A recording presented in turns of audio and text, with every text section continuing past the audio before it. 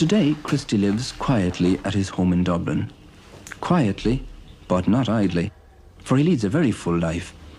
He divides his time between his paint box and his typewriter, between his two careers, that is, of artist and author.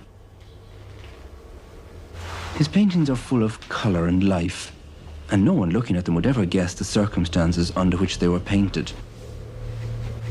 Some of them have still life subjects, simple everyday things like a bowl of fruit or a vase of flowers, but in others he lets his fancy and imagination take flight, and he paints scenes and landscapes and events that he himself has only seen in his mind's eye.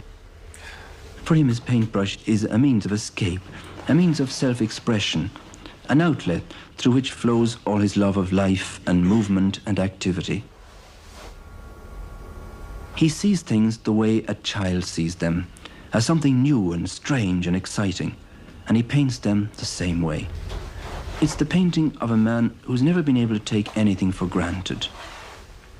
Everything he has, no matter how ordinary, he's had to fight for. And even today, that fight is still going on. There's still the same temptation to give in to discouragement, to abandon the struggle, to sink under the daily burden of living.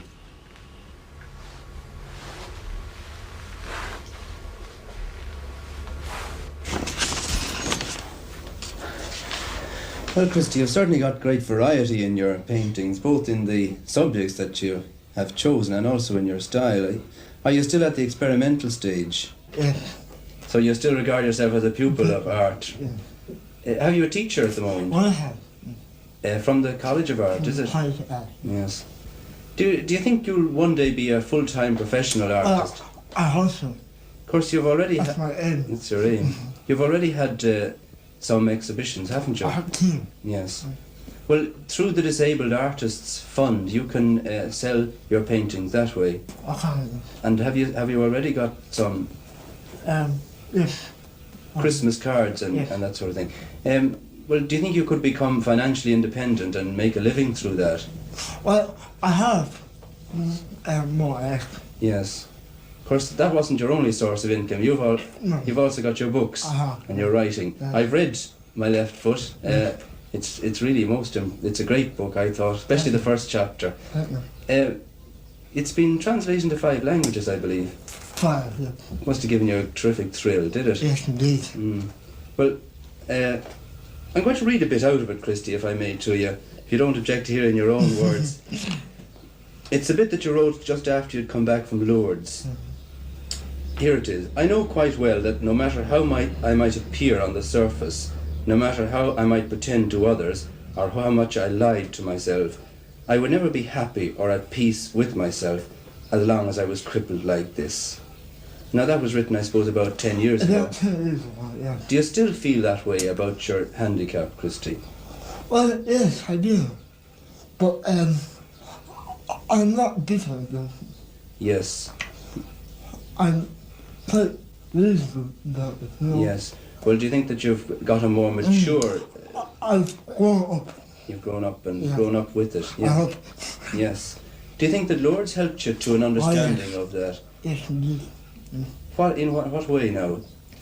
Several ways. It helped me to know myself Yes. better. Yes. It helped me to look around I know. more, to see more, Yes. to understand why I have handicap. I know. Well, was it looking at other people Look at other people worse off than yourself? I know.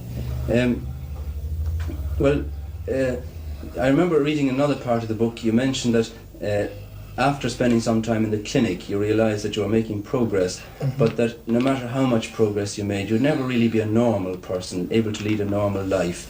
Does that still hit you as something rather hard? Well, yes, it's not hard, but it's nobody can do anything about it. Nobody. I just have to live with it I know, and accept it. and accept it, Yes, which I think I have. yes. I think you have too. Christy, you have been very lucky in that you have been so talented with your painting and your writing, But there must be many children who are born disabled who don't have those talents and who can't sort of sublimate their handicaps. Yes, I know. What would you suggest for them? Well, it's very hard for somebody else. You see, we all have our own problems, Yes, but on your home, I say look forward, yes, don't look back, yes, and keep on fighting. yes. Do you think you are particularly lucky in your home and your... I'm definitely. Yes, I would think that Definitely. too. What do you think helped you most to fight against your disablement? Well, my mother. Yes, she's number one.